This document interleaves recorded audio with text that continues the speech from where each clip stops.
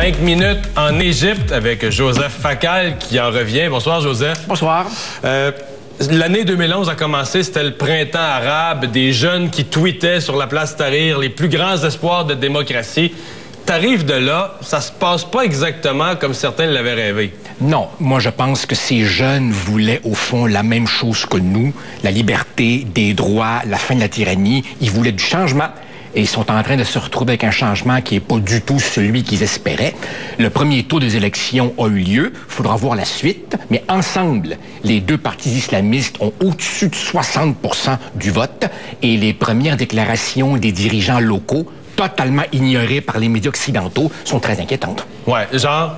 Par exemple, que dans un pays où la seule chose qui fonctionne, c'est le tourisme, on va imposer un code vestimentaire, bannir l'alcool dans les stations balnéaires, qu'on voit absolument pas pourquoi, dans un régime islamiste, il faudrait au gouvernement des places pour les Coptes, qui sont la minorité chrétienne. Les Coptes qui sont inquiets, d'ailleurs. Qui sont très inquiets. Les minorités religieuses là-bas sont très inquiètes. Et je dois dire, Mario, que j'ai parlé à beaucoup d'étrangers qui sont basés là-bas et qui donc, eux, ont vu la progression pendant quelques années et eux sont vraiment très, très inquiets. On a souvent des images du Caire. Le Caire est une ville internationale. Quand on sort puis qu'on va à Alexandrie, par exemple... Toi, t'es d'Alexandrie.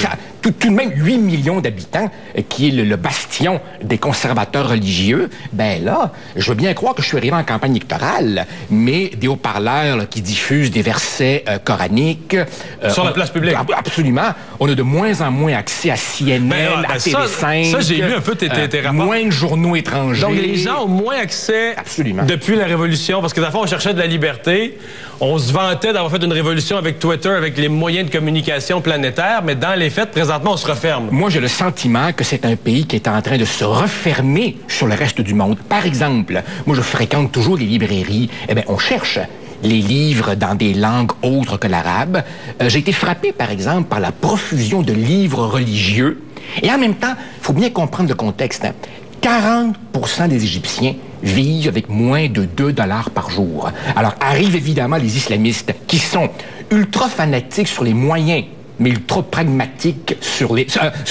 fanatiques sur les fins, mais pragmatiques et habiles sur les moyens. Et ça, ils distribuent des médicaments, des job-ins, du pain. Ça, on comprend mal ça ici, parce que dans notre système, un parti politique, ça fait des élections, mais on n'imaginerait pas le PQ ou le Parti libéral distribuer des médicaments ou de la soupe populaire aux pauvres. Alors là-bas, c'est confondu. Ben oui. Les partis politiques font du travail communautaire. En fait, c'est parce que comme l'État et les élites corrompues ont totalement abandonné le peuple à lui-même, eh bien, ces islamistes ont compris. Et ils ont mis sur pied des réseaux de solidarité, de charité locale, et la population se tourne vers ceux qui l'aident concrètement. Et comme le niveau éducatif de la population est très, très faible, ils ne voient pas l'agenda qui vient derrière. Ce qu'ils voient, c'est que c'est les islamistes radicaux, ce sont des gens qui les aident concrètement. À la veille des élections, les islamistes en Égypte distribuaient de la viande et des légumes sur lesquels il y avait le staker de leur parti. Là. Évidemment, quand la population est affamée, ben ça marche. Ouais, évidemment. On a déjà connu ça à une époque aussi. Et en plus, comme les élites sont perçues comme à la solde de l'Occident, eh bien, les islamistes se drapent dans le manteau de l'identité arabe. Et comme en plus, pendant toutes les années d'opposition, les islamistes ont été torturés, emprisonnés, aujourd'hui, ils passent pour des martyrs. Ouais, martyrs / héros. Voilà. Et comme ils n'ont jamais collaboré avec ces régimes détestés par tout le monde, bien aujourd'hui, ils ont une virginité politique totale. Est-ce que ce serait exagéré? Bon, là, il y a des élections, il va y avoir un autre tour, de penser qu'il y a un risque que l'Égypte tourne en une république islamiste comme l'Iran, par exemple? C'est trop extrême de penser ça? Moi, j'ai été là seulement pendant quelques jours. J'ai parlé cependant à beaucoup de monde. Et il y en a qui disent les islamistes vont devoir apprendre le jeu de la démocratie. Et ce sera une évolution un peu à la turque.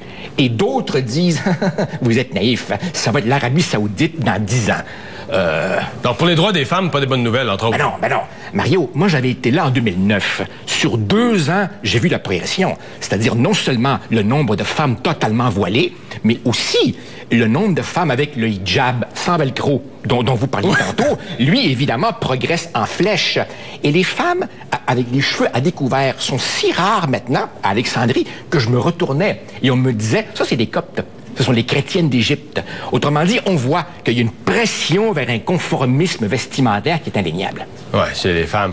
Alors, si, par exemple, si vous voulez une bière, il faut savoir où la chercher. Elle existe, mais elle est en dessous du comptoir, puis il faut aller au bar d'un hôtel, par exemple. OK. Les jeunes, je reviens à ces jeunes, j'ai leur image là, qui était sur Twitter, puis c'était vraiment, ça, vu de notre point de vue, on disait c'était une nouvelle Égypte qui naît.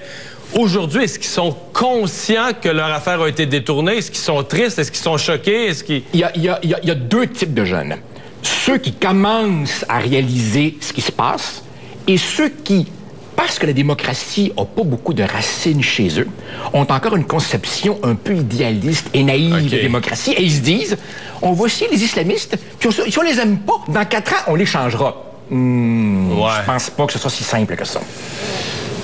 Super intéressant. Merci beaucoup, Joseph, d'être venu participer avec nous. Joyeux Noël. Merci. Joyeux Noël. Comme c'est bien dit.